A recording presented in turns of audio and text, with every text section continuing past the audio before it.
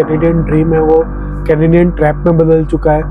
Hello everyone, welcome back to the channel and the video. तो काफ़ी समय के बाद फिर से एक वीडियो बना रहा हूँ और आज की वीडियो बनाने का सबसे बड़ा इम्पोर्टेंट टॉपिक है और मेन रीज़न यही है कि आप पिछले कुछ समय से आप इंस्टाग्राम और बाकी सारे सोशल मीडिया पे आप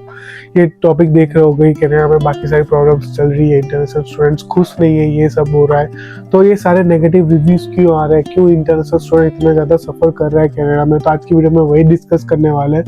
क्योंकि जो भी लोग कनाडा आना चाहते हैं और जो भी लोग कनाडा आ चुके हैं उनके दिमाग में यही है कि अगर वो लोग क्या करें ऐसा कि वो उनको ये प्रॉब्लम फेस ना करनी पड़े। तो उसके सारे रीजंस मैं आपको डिस्कस करूंगा आपके साथ कि क्या रीजंस है, क्यों इंटरनेशनल स्टूडेंट्स को इतनी प्रॉब्लम्स आ रही है, कहाँ कहाँ इतनी प्रॉब्लम्स आ रही है और क्या कर सकते हैं, उसको इफेक्टिव सॉल्यूशन क्या है। सो वीडियो को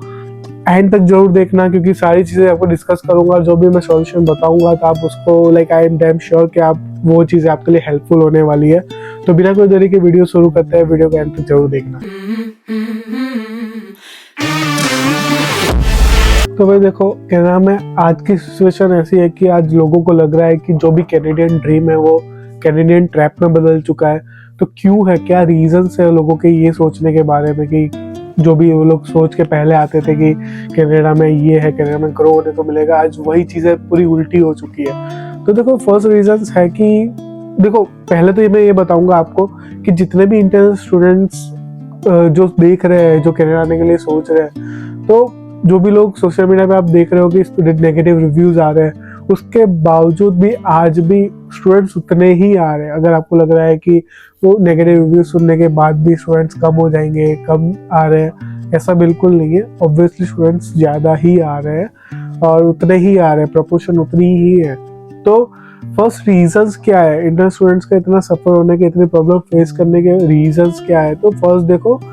जो स्टूडेंट्स आ रहे हैं उसमें 90% of student they don't know why they are coming to Canada. तो उनको पता ही नहीं है वो कनाडा क्यों आ रहे हैं, बिना कोई रीजन, बिना कोई प्लान के। मतलब कि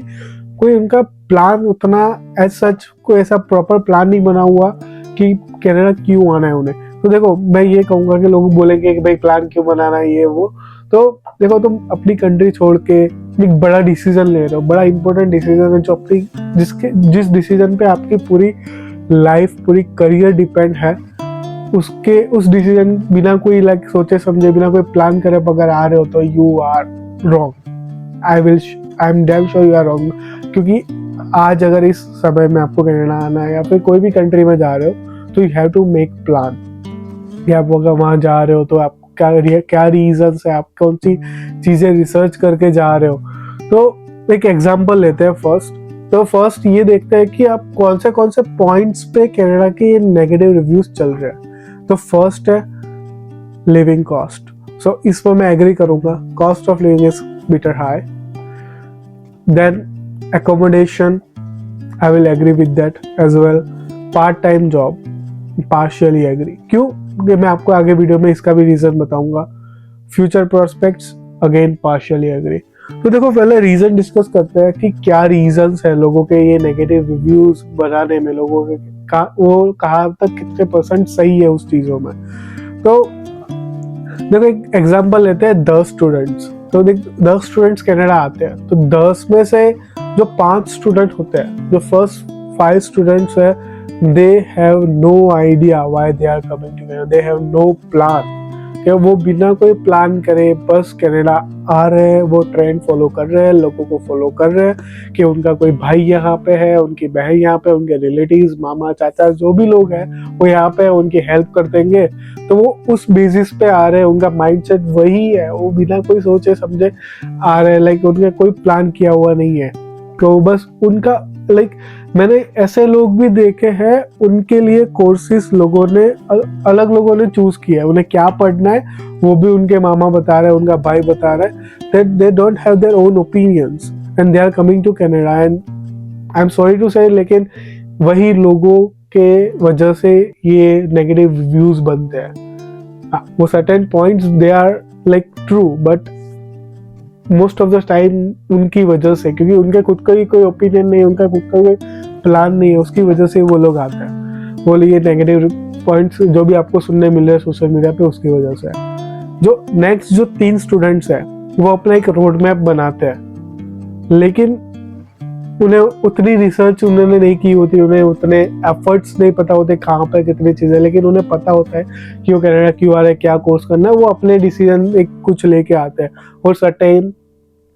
एफर्ट्स भी लगाते हैं वो, तो उसकी वजह से वो लोग सोचते हैं। तो लेकिन उन्हें भी प्रॉब्लम्स आती है, क्यों कि वो जो जिस वेज में एफर्ट्स लगाने चाहिए वहाँ पे उस वेज में एफर्ट्स नहीं लगा पाते, वो जल्दी थोड़े डिमोटिवेट हो जाते हैं, तो उन्हें अलग रिसोर्सेज नहीं पता है, तो उसकी वजह से उन्हें प्रॉब्लम आती है। तो बाकी के जो 2 स्टूडेंट्स हैं प्रॉपर रोड मैप क्लियर करके एक प्लान बना के क्यों उन्हें कनाडा आना है, क्या रीजंस है उन्हें कनाडा आने के, वो क्या पढ़ना चाहते हैं, उनका उस पढ़ने के बाद उनका ये फ्यूचर क्या है उस चीज में,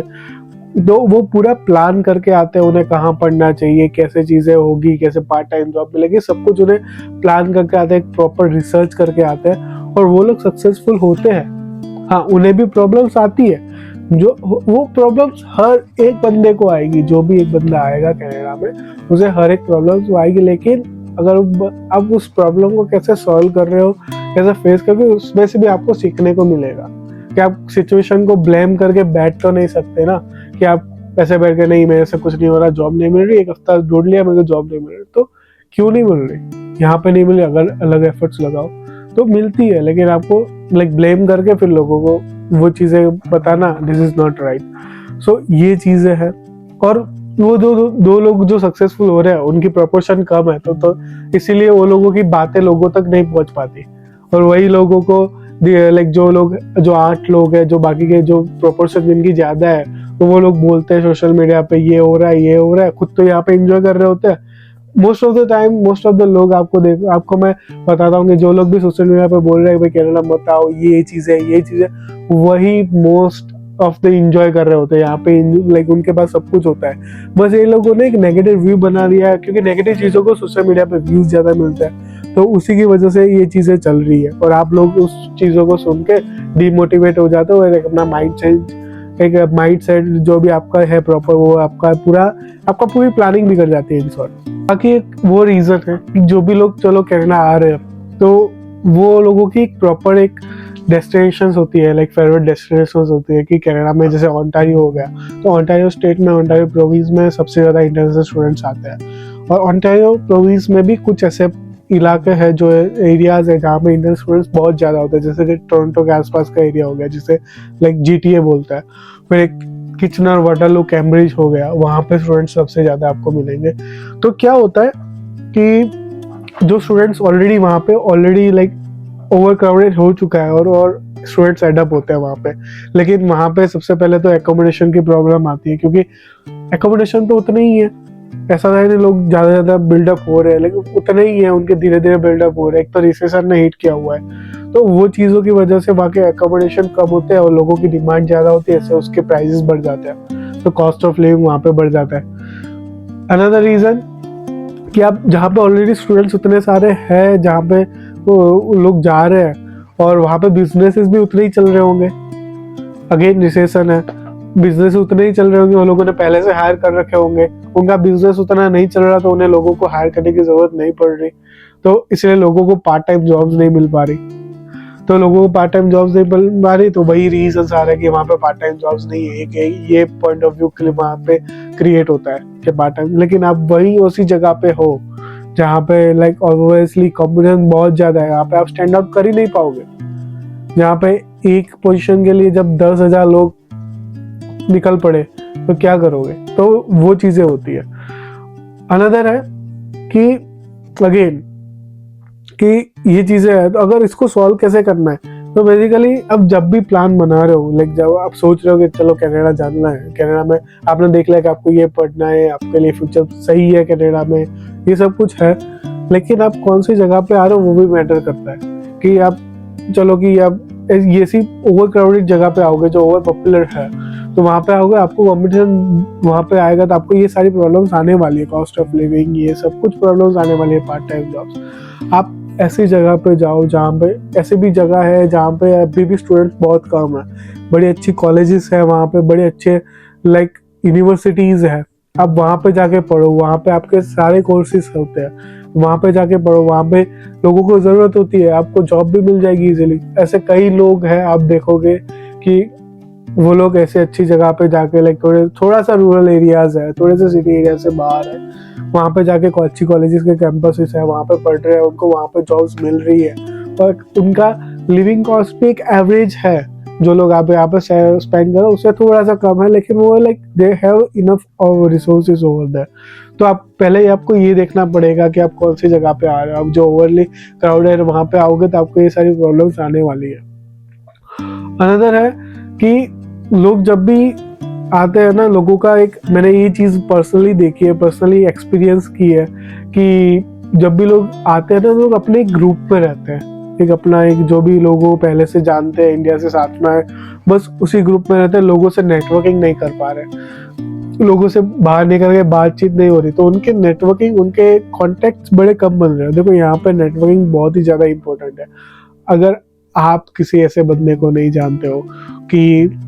वो आपको एक इंफॉर्मेटिव चीजें दे सके, आपको एक रिसोर्सेज दे सके, और आप वही अपने इर्द गिर्द वही लोगों के साथ घूम रहे हो जो आपके साथ सेम आपके जैसी प्रॉब्लम्स फेस कर रहे हैं, तो आपको वो चीजें नहीं होने वाली, आपके साथ वो चीजें वर्क नहीं करनी। तो आपको नेटवर्किंग करने पड़ेगी, आपको लोगों से जाके बातचीत करनी पड़ेगी, फ्रेंड्स बनाने पड़ेंगे, सर्कल्स बनाने पड़ेंगे, एक एक्टिविटीज में पार्ट लेना पड़ेगा।